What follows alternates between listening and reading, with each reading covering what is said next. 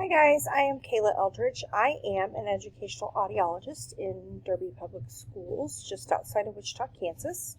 And I am a school advocate. So I fight for every child, including my own. And I want to make sure that all of our kids' voices are heard, and making sure that I educate and bring awareness to all of our students that we have. My family, I am married to a middle school social studies teacher, Ron, and we have three kiddos, Jace and Juliana and Jackson.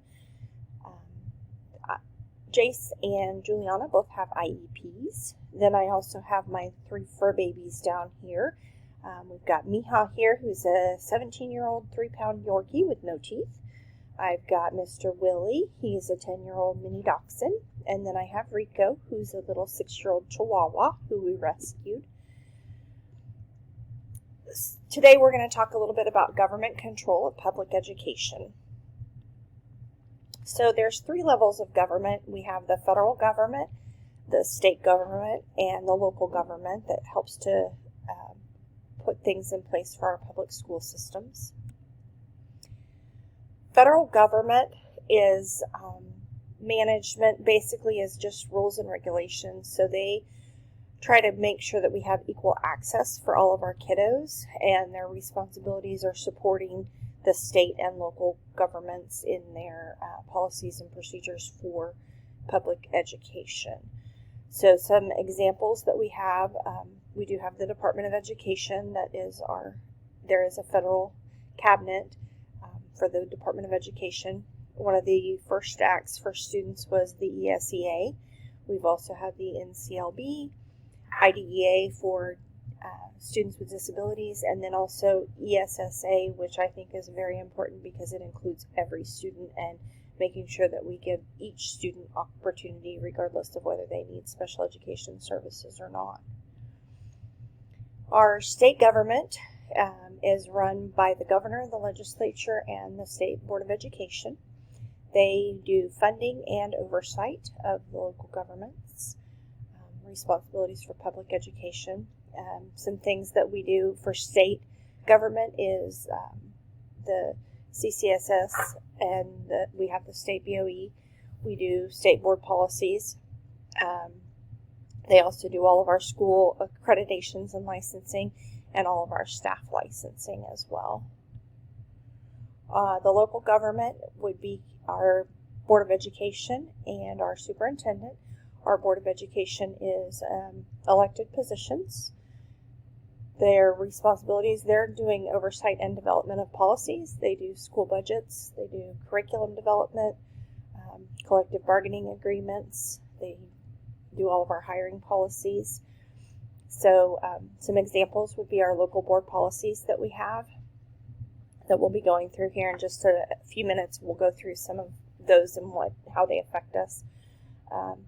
We have our job descriptions, as well as our budgets that we do, our memorandums of understanding that are with our union, as well as safety and security for our staff and students. So those are all things that our local government does for our students in public education. Local policies. So we have a board document that's actually listed on, it's all put online. We're fortunate to have it where it's a searchable document, so we can just go in and put keywords in, and we can find all of the things that go along with it. But I think that the big thing for success and well-being is our belief statements that we have in our district. And those belief statements are: we believe we are all student advocates. We believe providing a safe and respectful environment is imperative to student learning and growth. We believe all students learn in different ways and will therefore be provided a variety of instructional approaches to support their learning. We believe that all students must experience a rigorous and relevant curriculum that challenges and promotes career and college and career readiness, as well as personal success. We believe in inspiring our students to be personally committed to their futures. We believe that a strong partnership between schools, homes, and surrounding community will result in higher student achievement, and leadership and collaboration are fostered at all levels.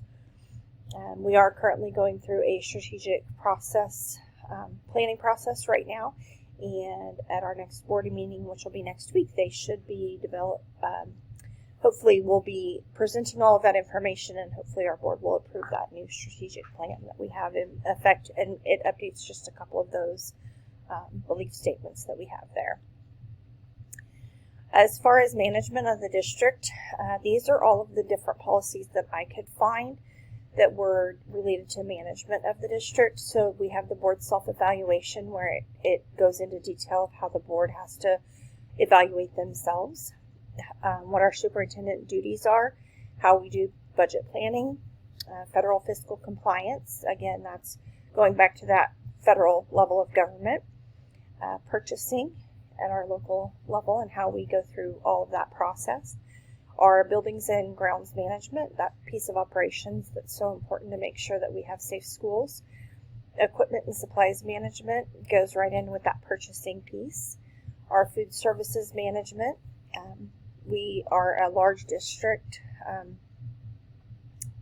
For the state of Kansas, we're a pretty large district. So we've got about 7,000 students, and that is a big job for our food services department. Data management, for making sure that the computer side of things is safe, and fiscal management of federal grants to ensure that we're following all of those policies that are in effect. Communication, we have a great communications department in our district. Things that we do are going to be orientation, making sure that the staff use of communication devices is appropriate, that computer and device use for students and staff is appropriate. Our student publications, that they go out with a message that aligns with our values for Derby and our goals and objectives for our district. We also have a wonderful technology department. Some of the policies that go with our technology is going to be the staff use of communication devices, the computer and device use, and that would be for students and for staff. Having that Children's Internet Protections Act and making sure that we're following all of those guidelines. All of our kids in our district have one-on-one computers or iPads. And then we also have the staff online activities to ensure that our staff are utilizing the technology that they do have in a proper manner. Our operations system, we've got a wonderful operations system in our district, and they do all of our cleaning and maintenance. They do the long-range maintenance on our equipment in all of our schools, making sure that we've got safe buildings, that our plumbing is replaced like it needs to be, that we have clean drinking water, and also that equipment and supplies management to make sure that the things and the resources that we have within our schools are maintained and replaced as they're needed. Policy improvement. We've got stuff in our goals and objective. We also have an employee development opportunities, so that's that PD stuff that we have, teaching methods, as well as the evaluation of our instructional program, and that includes our curriculum development. Implementation, that's going to be where we start most things that we try to develop with new projects. We do a pilot project to ensure that it's going to work before we do full implementation of something. We have our instructional program that gives us that curriculum guide to go through. We have support programs for all of our support staff.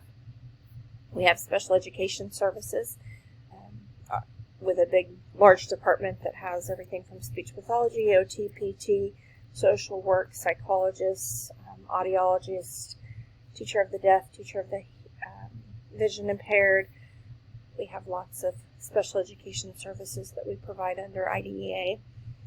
We also have the Kansas Education Systems Accreditation. My personal experience with the 3 different levels of government, as I mentioned earlier, I have 2 kiddos with IEPs, so I am familiar with IDEA. I'm also considered a related service provider for special education, so that also puts my job underneath IDEA. State, we have not always had full funding in the state of Kansas, so that's something that I think is important. Who we have currently elected has allowed us to have full funding, but prior to that, we did not always have full funding. And then we are 3 generations of family that's been educated in Derby Public Schools, so that's my local connection, is that my father, myself, and all my kids have gone through Derby schools. It's going to be great to meet everybody this semester, and I look forward to speaking to everyone soon. Thanks so much for listening.